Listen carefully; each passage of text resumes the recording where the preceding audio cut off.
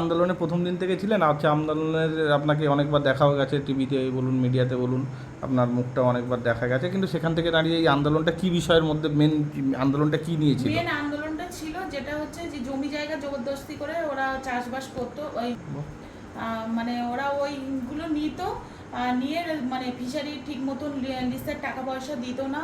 তারপরে ওরা মানে রাত্রে মিটিংয়ে ডাকতো, ডেকে মানে বাড়ির মহিলাদেরকে মিটিংয়ে ডাকতো, যদি না যেত বাড়ির পুরুষদেরকে তুলে মারধর করতো।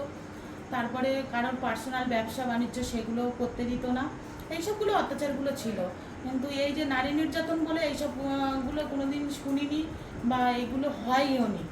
আর যে কথাটা হচ্ছে যে দুদিন আন্দোলনটা ঠিক ছিল, 3 দিনের মাথা থেকে দেখলাম হঠাৎ শুভেন্দু অধিকারী কিছু টাকার অফার করলো, কিছু টাকা আমাদের এখানে মাম্পি দাসের হাতে এরকমই দিয়েছেন। উনি দেখলাম আমাদেরকে ওইটা আপনি